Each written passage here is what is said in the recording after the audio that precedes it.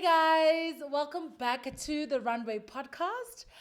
We should actually find a name. We should actually find a name for our little community here on this space. I'm Kanama Tansela, your host, and as usual, welcome back to another episode. Thank you so much for showing us some love on the socials, for watching our previous videos, and of course, subscribing and joining the SBR family. This is the Runway podcast. We are a partnership. It's a team effort between Maano Media Studios as well as Opulanthea. That is a luxury perfume and fragrance brand. I'm going to tell you all about it. They're one of our partners here in this podcast. But of course, today I'm back with another guest, and today we have got Willen Gous. Okay, I'm very, yes. I did some practicing there because I was I'm not going to butcher this one. But I want to read your bio so that everybody knows who you are. So Willen Gous is a specialist in rapid entrepreneurial development in Africa. He's a speaker, a trainer, consultant, and he is a startup and business coach. Okay, he's a father, a single father of a 13-year-old. And of course, he's then the Startup Mentor of the Year finalist in 2022. Let us welcome Willen. Po, po, po, po. I love that. Yes.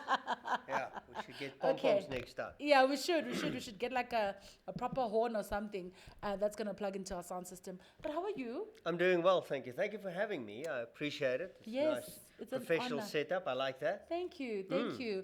Are you wearing the fragrance that spa? No. I'm going to. I'm just putting it out. It's a good question. Yeah. In fact, she'll be very happy to hear somebody ask that. Yes. Yeah, I need to probably start wearing it more. I'm just putting it out there. It's a question from a friend. But I do have like candles and like diffusers. I've got the other stuff. It's just the perfume. Oh, the diffusers are the best. Yeah, they are. They are. Yeah, for absolutely. calm, serenity, and just to make literally like your living space or office just smell good. I love them. It just makes a homely environment, Yes, So it does. even though my It son is does. 13, you walk into his room, Yeah. doesn't smell like the room with a 13-year-old. Oh, because is it? we have linen spritz, so when he makes up his bed, we have a linen Yes. spritz, and it Oh, smells nice. And Oh, really? yeah, especially when he has friends over, you really have to have You that. really? Yeah. Just to Yeah. So if you're a parent with get a you. teenager, get this fragrances. get these fragrances, get these diffusers. They do magic. And also Yeah. candles. These beautiful scented candles, when you switch them on, they Yeah. just create a whole vibe. Yes. But, Okay. so I asked Willen what's off limits, and he said nothing. So this podcast is literally going to be just an open conversation. And I think specifically because of your industry, I want us to be honest and talk about just the space of entrepreneurship. Yes. We're all, not all, but I mean, we are, there's a whole big story of pushing small businesses, and there's a whole narrative that there aren't any jobs right now. We need to all be starting small businesses. But let's be honest, starting a business is just something else. I mean, just literally going from not being known, if you are just an ordinary person starting a business, to building a brand, something that is got visuals, something that's got an identity. Yeah. That's a lot of work. Like, I'm just literally thinking back to my own journey when I started. Of course, not having any kind of mentors in place, that was quite a thing for me. And even just to fight for, just to be known, just for somebody else to know your business, it takes a lot. Yes. But apparently under your program, people can start a business and be profitable with no funding and make 6 figures? No, not 6 figures, please. 5 let's not figures. Okay. Are we talking rupees or Zimbabwean No, dollar? we're talking Okay. rands. So yeah, I think let me set the Rands. context. So Okay, I okay. go into Go for it. townships. Yeah. I take unemployed people. I get them to start a business without any funding in 5 weeks.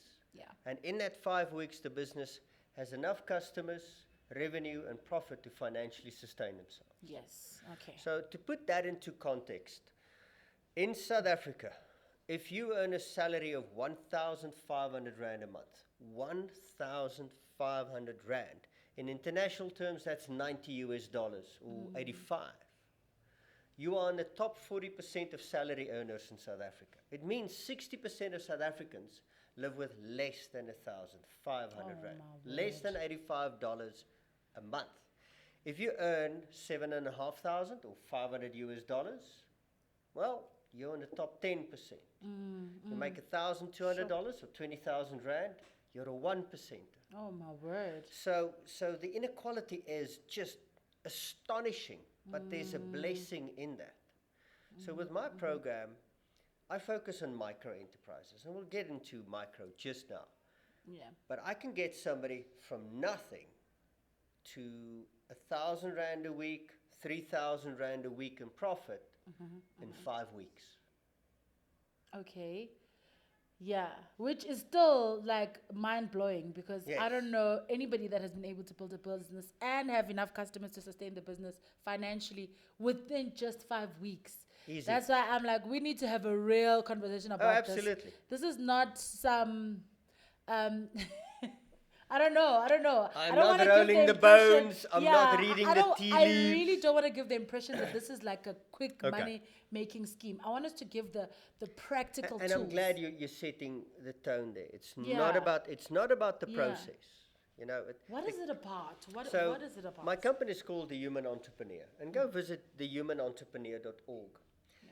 And I start with a human being. Our secret sauce is not the process, but the person. That's the thing. Is we shift the mindset of the person. Okay. And that's where it comes through. I change you forever. You know, you've probably seen a lot of people struggling and they have that glazed look on their eyes. And they're just like, they tuned out. I removed that in a couple of hours. Because here's the thing is, Africa has a lot of resources and our people are resilient. I mean, if you live in Africa and you're not resilient, Africa will eat you up in a day. You'll go like, who's this guy? And it's like a chicken bone being spat out. Yeah. But our poverty lies in our resourcefulness. And here's the interesting thing, is I face a lot of learned helplessness in my work. Now, I don't know if you're familiar with the concept of learned helplessness, but if anybody in the audience is not familiar with it, you know, I'm turning 51 this year. So when I was a kid, circuses still had animals. Now, no, they only have people. We've become the animals. That's a different discussion. Wow. However, in those days, they bought a new baby elephant. They would hit a peg in the ground, tie a rope to the baby elephant's leg. It can't escape. But when it's a full-grown adult elephant, they use the same peg and the same rope. But it doesn't escape. It can just lift its leg and go like, ta-ta, dudes. Yeah, but because of It has learned it's program. helpless. Yeah. Now, first thing that people go like, what, you create jobs? They ask me, give me a job. I go like, dude, you're not paying attention. But when I tell people they're going to start a business, no, you need a business plan, you need funding, and you need a registered business. I go like, hold my beer, let me show you. Okay. Yeah. And then 2 hours later, they go, I can start a business. Now, today. I go like, yes, you can eat tonight. And that's the thing that we're missing about the startup industry. Is I focus on micro enterprise. I don't know. Do you know what a micro enterprise is? I mean, let's define it because Yes. there's A lot of people don't know. A lot of people don't know, and these I feel like they change over time as well. What a micro enterprise used to be, maybe 5, 6, I'll even say 10 years ago. What is it now? Let's define it according to your terms. What is a micro enterprise? Well, I'm going to go with the government's guidance as well. And Okay, okay. Most internationally, it's recognized as that. But 10 or less people, revenue of less than 5 million a year. Okay. Now, I don't know about you, but if I have a business with 3 or 4 people and we're doing 5 million a year, that is a proper bloody business. Yeah. Now, the problem is, if you look at the startup programs out there, they're trying to build small businesses. But the bulk of businesses are micro businesses. Let me put that in context. Because in Africa, we don't have these statistics, but it's usually reflected right through all economies around the world. In the United Kingdom, 95% of all businesses are micro. In America, 92% of all businesses are micro. Okay? In the United Kingdom, they're the second biggest economic contributor and employer. The biggest, corporate, and they make up 0.1% of all businesses. But they contribute a lot. Yeah. And small businesses, then they come and everything. For a business to become a small business, it takes a lot of time. But most of our programs go like, oh, I'm going to show you how you can give birth to a full, productive human being. I'm like, it's impossible. But we're trying to do that in this. And that's why my program focuses on a few things. Number one, the micro enterprise, the small guy. And second of all, I look at the bottom of society's pyramid. Those who need it the most. Because why does my program work? Because I'm moving away from the first world approaches. Not that there's something wrong with it, but it's irrelevant, non-contextual, takes too long, and too expensive. Because how many pitch contests have you sat in? Yeah, let's do a pitch contest. It creates that thinking, in order for my business to succeed, I have to get funding. They're like, no, nobody's going to fund your idea.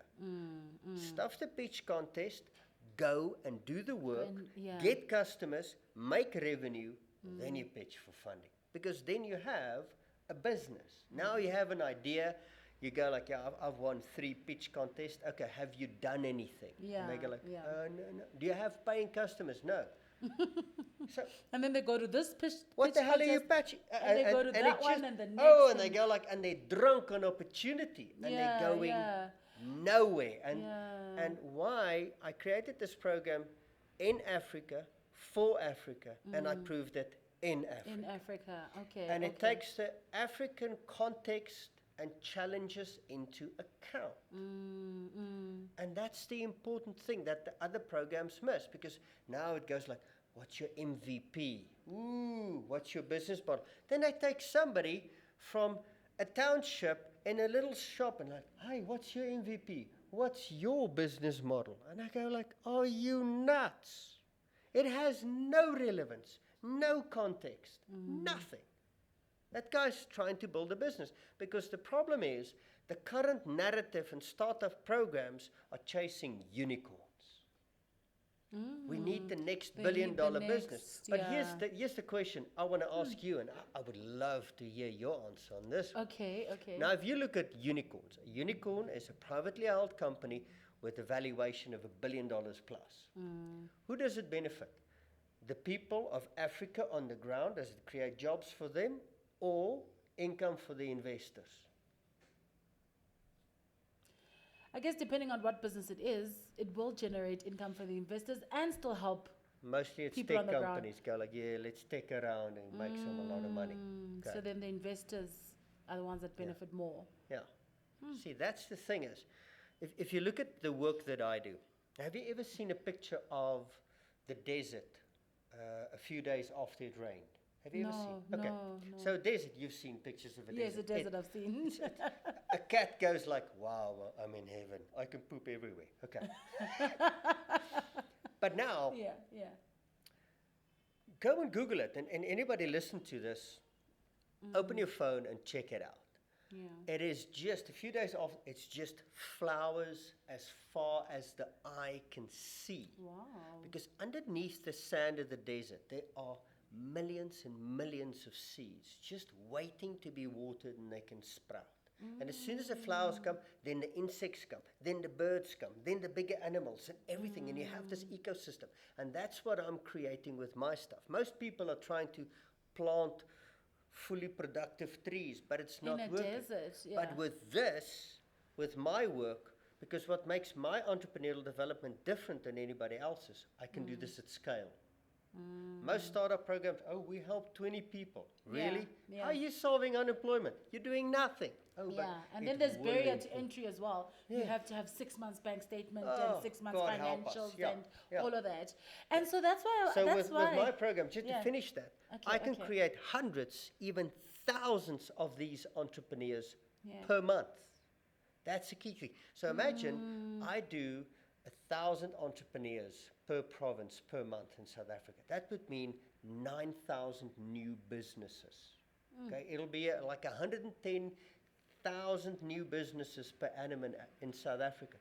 Imagine I do that in 9 other countries. We will have 1.1 million new businesses in Africa per year. And we crunch it. Where would Africa be then? And that's the key thing about this work that I'm doing. I reduced job creation to 5 weeks. I reduced the cost in most instances by 10 times. And I bring scale to it. And that's exactly what Africa needs now. Scale. We need to awaken the entrepreneurial spirit in people. And my work has proven that Africa has the entrepreneurial potential. But does this then apply across any and every sector of business? Absolutely. Whether it's a product, whether it is a service, whether Doesn't it matter. is... Because I'm agnostic, because my program is not focused on the business.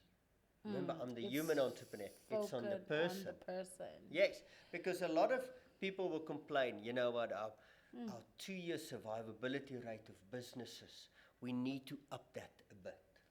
And I go like, no, we should completely wipe that metric off the board. Like, why? I like, because it's irrelevant.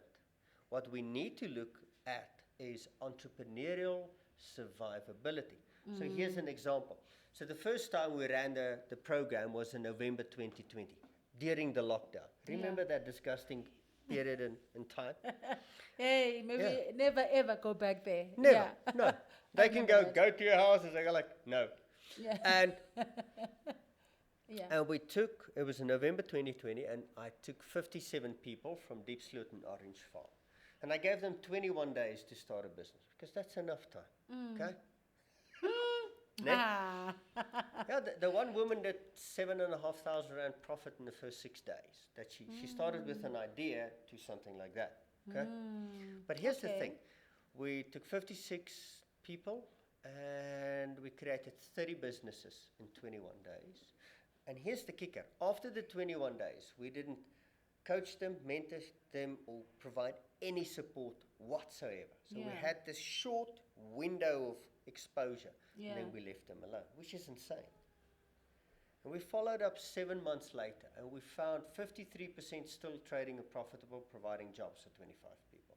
But here's the interesting thing. An additional 14 businesses were created. So when a business failed or Cyril put in a new restriction and I couldn't do that business, somebody simply created another business. So we should stop this incessant focus on business success, because we're destroying entrepreneurs. And go like, I mean, how many relationships work past 12 or 24 months anyway? And we should treat businesses like relationships. I always tell people, I have more ex-businesses than ex-girlfriends. Jeez, if this is not working, go to the next one. Go take the next one. But what is in your program though? Because I'm just like, can you really? Let's put it into. Let's make this as practical as possible. Because I'm also thinking now about the runway, right? I'm also thinking about small business runway. I'm also thinking, would you like be able to really get me together? Would I really also be, or how, or rather, I guess I'm asking, would you turn SBR into a success story just in 3 weeks? What would you have to tell me about myself that I maybe don't know already, or that I'm not kind of self-aware? Is it self-awareness? Well, is it mindset? Is it... You're telling me a lot already by your language. Listen to your language. Oh my. Okay? Because it's all about the mindset. You firmly believe that it's impossible. I'm not, no. No, you're seeing a lot of obstacles, okay?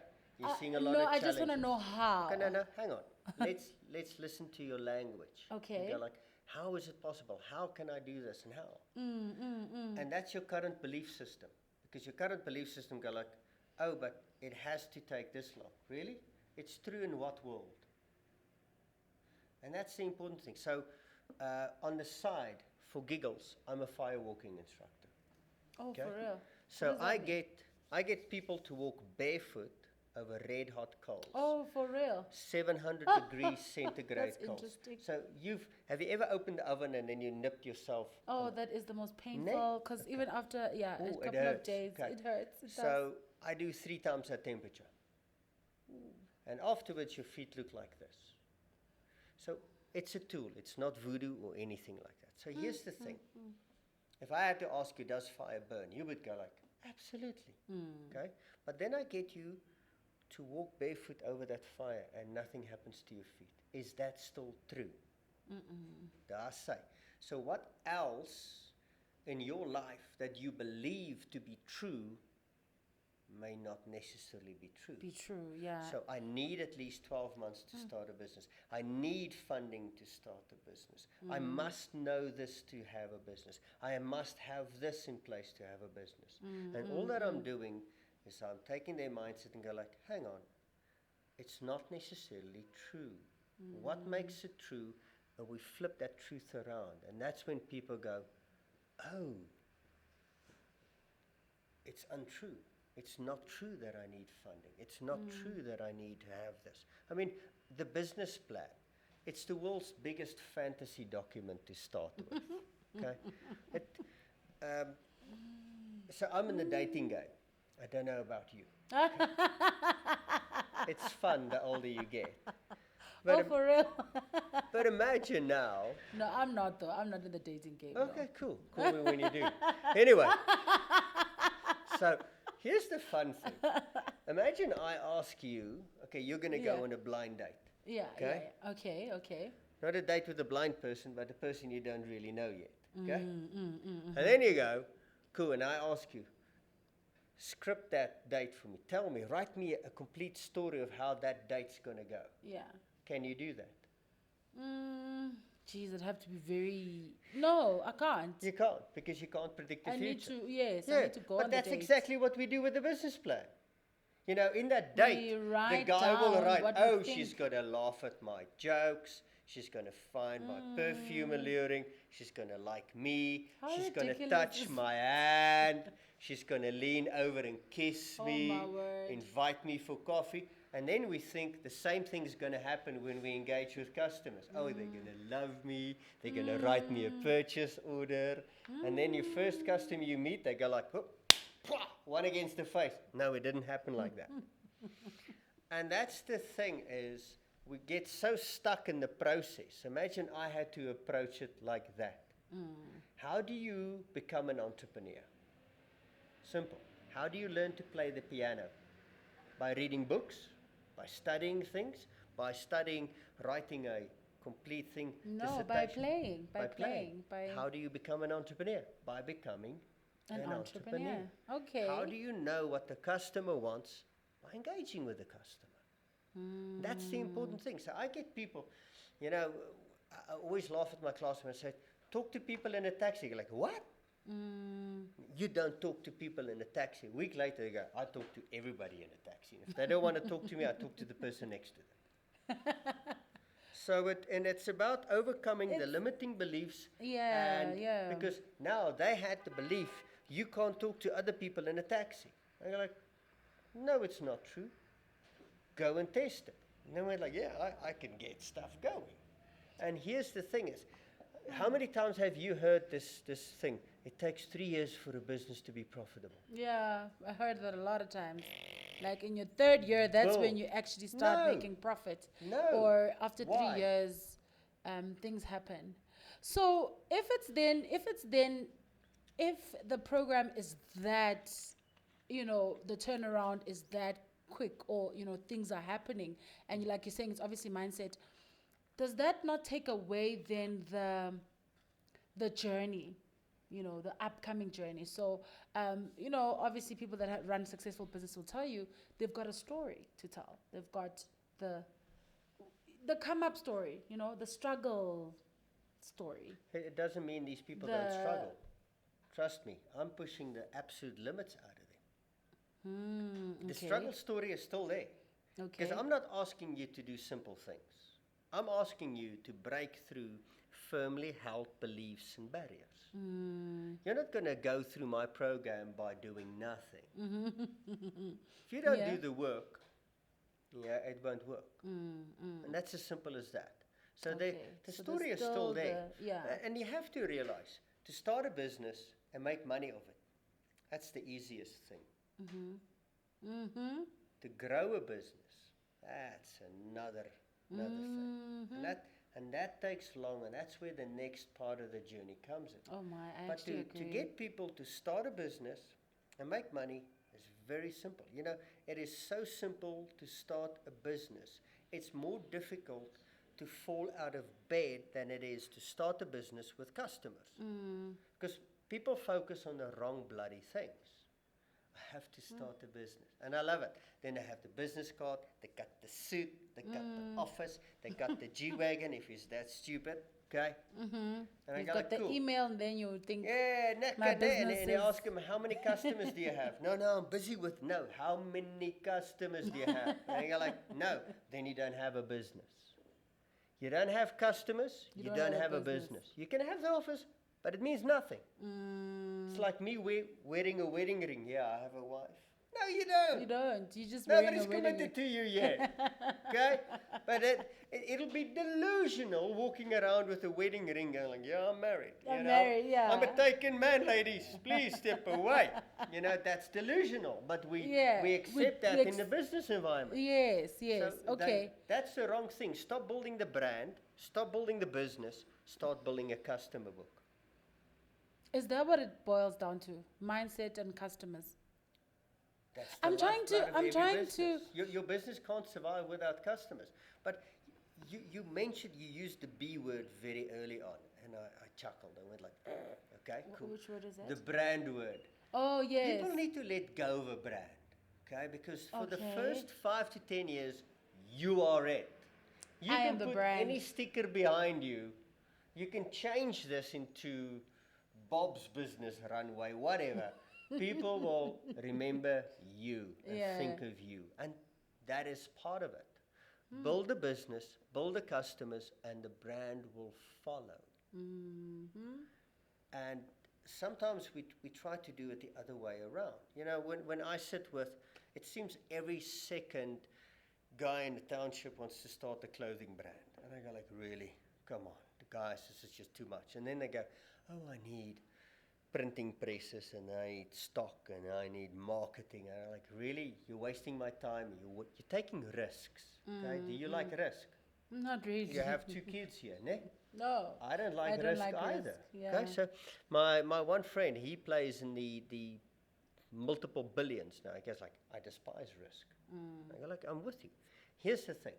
What I tell the township entrepreneur, do you have money? No. Do you have food? No. Do you have anything? No. But do you want to start this and risk $100,000, which you don't have, and when it goes off, you're going to get insolvent and possibly sequestrated. And then I describe what sequestration means. And you're like, what? They're like, yeah, don't do that. Number 1, go and sell your competitors' clothing. So here's the thing. Go to your competitor, go ask, can I get some stuff on assignment? Okay? I can deposit my sister if you want to for the clothing for now. I'm only making a joke. Okay? Wait, I missed that. Anyway. I didn't even catch that. There. So here's the thing is, you take some clothes on consignment, yeah. you sell it. Yeah. Okay? Why do I ask you, who wants your own clothing brand, to start selling your competitor's clothing? Why on earth would I suggest that to somebody? Number 1, you're making money and you're eating. You can live. Nice. So if you want to know more information, I would highly, highly, highly encourage you to go ahead and actually follow Willen Gous on LinkedIn. I think that's where I follow you. That's where, are you most active on LinkedIn? Yes, because I don't speak directly to my customers who go on the program. So I talk to the funders and the impact companies because I want to do scale. I literally want to create thousands of businesses in Africa. Yeah, so call me with your checkbook.